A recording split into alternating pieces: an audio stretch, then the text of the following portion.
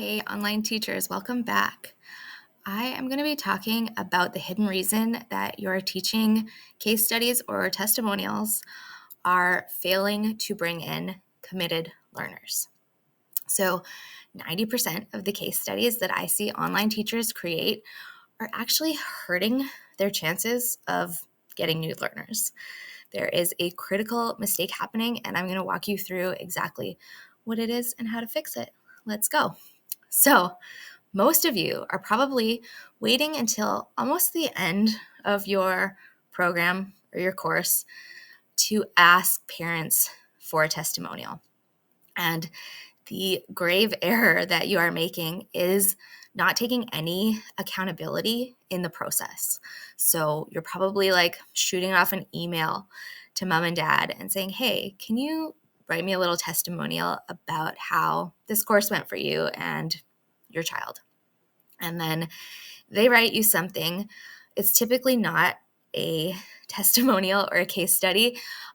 It's typically a string of compliments, which doesn't actually tell your potential new families, new learners, anything other than you're nice and they liked you and who cares. Compliments are not testimonials. So this little arc here is the framework for how to film a testimonial that is going to help you print cash. So a lot of people think the testimonial is all about that third little face over there, the happy face. What was good about the program? Share that with people. That'll bring in new people. It doesn't. Okay. You need to start right here with the sad face. So that's where your new clients, the people who haven't worked with you yet, this is where they're actually at. They're still at the point A, in the pain, in the problem, and they don't know what to do about it. So the first thing you want to do is, for the people who have seen this transformation, get them to think back. Ideally, you want to do this with both of you on camera. Those are the most effective case studies because they are the most compelling. It's like a conversation. You are part of it. So they're not just seeing your clients, but they're also seeing you with the client. So what kind of struggles were they dealing with before they started working with you? What kind of hesitations did they have about working with you? What were all their fears? Get them to lay that out at the very beginning of the case study, because the people who are considering working with you are right there with them. So they're going to see themselves immediately in the case study. And then you're going to talk about the middle piece. So what was it actually like to work with you? How was the experience in the program? What kind of things did you do? So this is a really fun piece because you get to give a lot of value here. So even if somebody watches this case study and they choose not to work with you, this middle part is going to tell them, in order to see this transformation from hating math to getting A's in math, we did this, this, and that. So anybody who's watching can go ahead and execute on this, this, and that. And maybe that's all they need. Maybe they can solve that problem with just a little bit of information from your case study. Or maybe they're going to be back in a week and they're going to say to you, hey, I watched this case study where you said to do this, this, and that, and I tried to do it on my own and it went terrible. How do I work with you?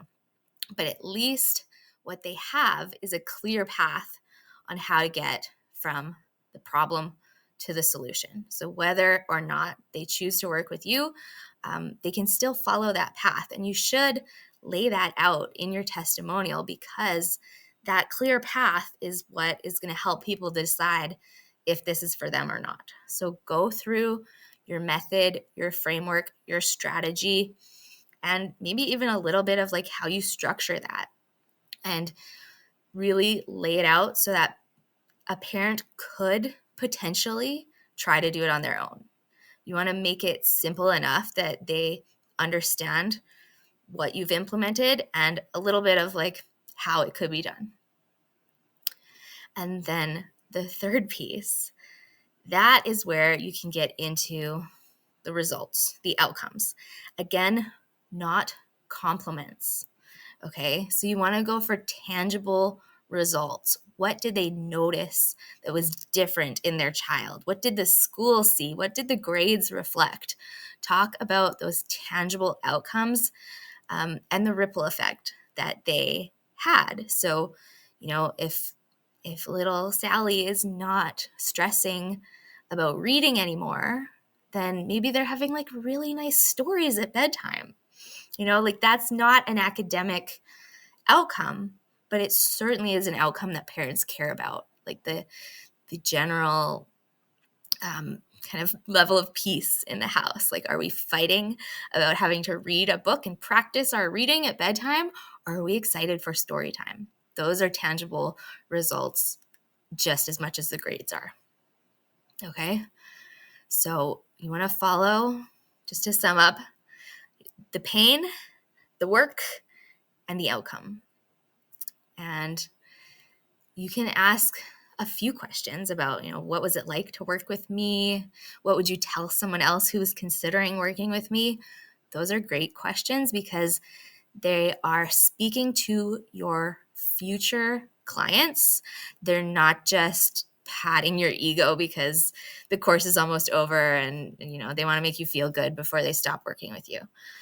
That's not a testimonial that's going to sell to anybody. It's just going to make you feel good. But it's not going to move the needle in your business. So I hope that was helpful.